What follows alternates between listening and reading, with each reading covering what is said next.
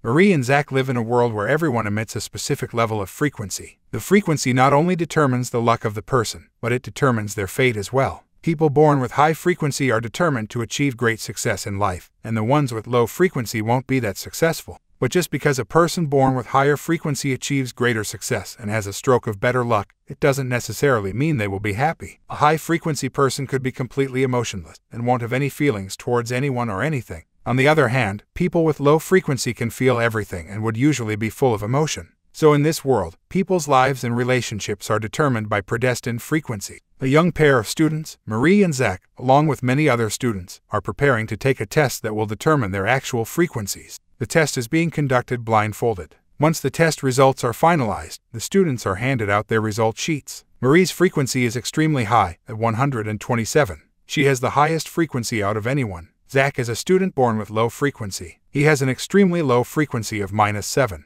Whenever a person with a low frequency meets a person with a high frequency, the conversation between them doesn't last long, as nature will compel the two to move away instantly. When Zach meets Marie for the very first time, their frequencies repel each other, and they can't even talk for more than 1 minute, as the weather starts to turn bad. Marie's parents meet with Marie's teacher, who explains that Marie is destined for greatness due to her high frequency. Despite being happy for her daughter, Marie's mother not only wants her daughter to succeed in life, but also to feel everything around her. She wants Marie to go through emotions, and even fall in love with someone. Marie's teacher reminds Marie's mother that Marie feeling anything is impossible, due to her high frequency, and nothing can change that. A few years later, students at school are showcasing the projects they have made. Marie has developed a device that would analyze a person's frequency and would match it with someone else's, in order to know if they are compatible to fall in love with each other. Upon being asked if Marie has any friends or any love interest, Marie simply answers no, because of her high frequency. Marie finds Zach to be interested in her, or even possibly in love with her, so she begins conducting several experiments to find out if they could ever be compatible with each other, despite the vast difference in their frequencies. In the first experiment, Marie and Zach are separated within a minute, when luggage from an incoming airplane almost falls on them. The second experiment also fails, when Zach passes out in just under a minute.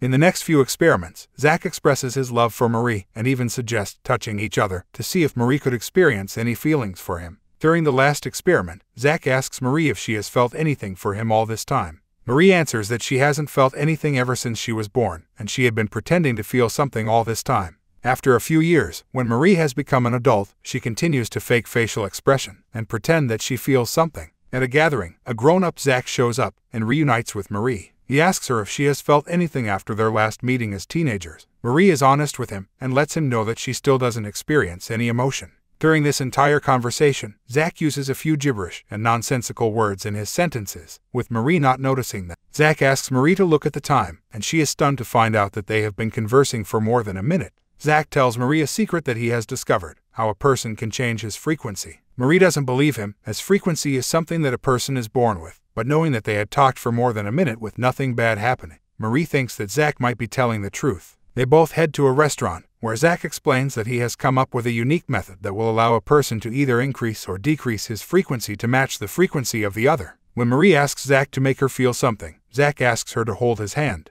Initially hesitant, Marie does hold his hand for the very first time, and she begins to experience a comforting emotion. When she lets go of the hand, Marie begins to not feel that good. Soon nature starts to make them repel each other, and Marie suggests they should get closer by kissing each other, and when they do, Marie feels extremely good, and both of them are able to spend more time with each other. While this may have been what Marie had been going through, Zach's motives were different from his school days. Back when Zach was in school and learned that he had a frequency of -7, we see a flashback where his teacher recommends that his mother should put Zach in a special school. Upon asking what Zach wants, he makes it clear that he wants to stay at his present school. Zach goes to meet his close friend Theo in order to acquire his help in finding ways for Zach to get close to Marie. Before Theo could arrive, Theo's father played piano with Zach, letting him know that every soul has a rhythm, and anyone can play. As the years go by, Theo helps Zach in increasing his frequency, which would allow Zach to have a longer conversation with Marie. Theo uses several ways, like putting a magnet behind Zach's back and giving him different medications for increasing his frequency, but none of them ever worked.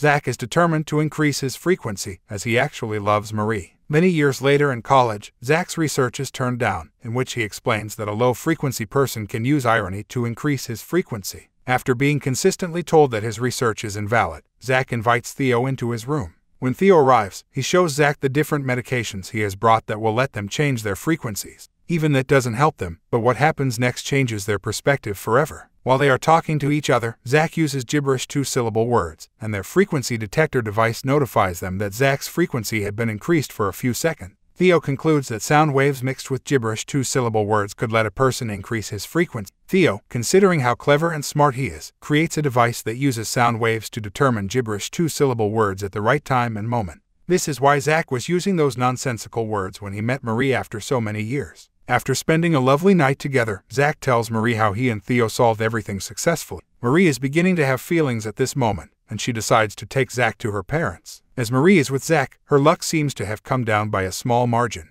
She finds this out when she misses the train for the very first time in her life. When Zach finally gets to meet Marie's parents, he notices Marie's mother's displeasure with Marie when she sees Marie with a low-frequency guy like Zach. Marie defends Zach in front of her parents and informs them with confidence that Zach has found a unique way to increase his frequency. When all of them sit down for dinner, Zach uses wine to explain to Marie's parents how those gibberish words combined with nature can let a low-frequency individual match the frequency of the other. Marie's mother thinks that all of this means stealing another person's frequency, but Zach corrects her by saying that this actually balances the environment, as the frequency of two people is brought to the same level. After explaining more about this discovery, Marie's father gets ecstatic, knowing this invention of Zach and Theo could help in eradicating all problems in the world, including war. Marie's father asks Zach to get a patent on the device that formulates the two-syllable word. He invites Zach to meet his research team, and all of them work on making the device even better so that it can enter the market, and more people could use it to engage with others of different frequencies. Just when Zach thought his life had improved, however, things turn out to be much worse, as the device has a massive side effect. When he is talking to Marie about whether both of them would do anything for each other, the device becomes active and gives out words, which upon saying, would let one person control the mind of the other. Marie wants to find out more about it, and when she utters the gibberish words and demands for Zach to slap her, Zach immediately does the task, even if he doesn't want to do it.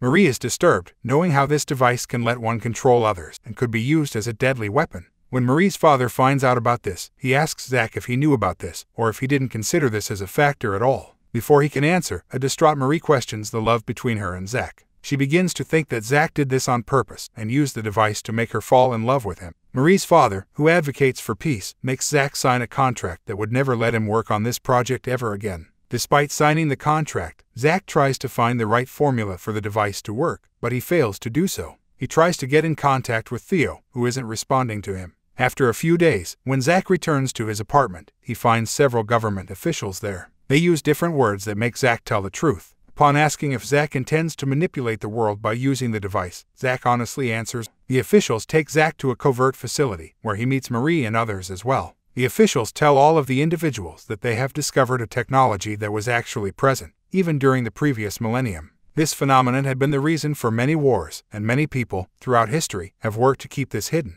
The government official tells them that they now have to work to keep this device hidden, otherwise all of them would be charged with treason and more severe consequences. For days, the entire team try to work out ways of how they can prevent more people from working on balancing frequencies. Zach fails to take any interest, as he still thinks that this phenomenon could do more good than harm. The government official finds Zach's old research papers, and he believes that Zach always wanted to manipulate others by bringing his frequency up. Zach tries to prove his innocence, but the official makes it clear that Zach will now be facing a severe investigation. Zach tries to find ways to figure everything out, so he decides to think relentlessly. He suddenly remembers how Theo's father playing the piano actually meant something more to this phenomenon. He uses more gibberish words to leave the facility and escapes to Theo's father's home. Zach meets Theo's father and asks him if he knew about this phenomenon, and if there is a way to balance people's frequencies without giving them mind-controlling powers. Soon, Marie arrives, as she still has feelings for Zach. Before the government agents can arrive and arrest Zach, Theo's father begins playing Mozart on his piano.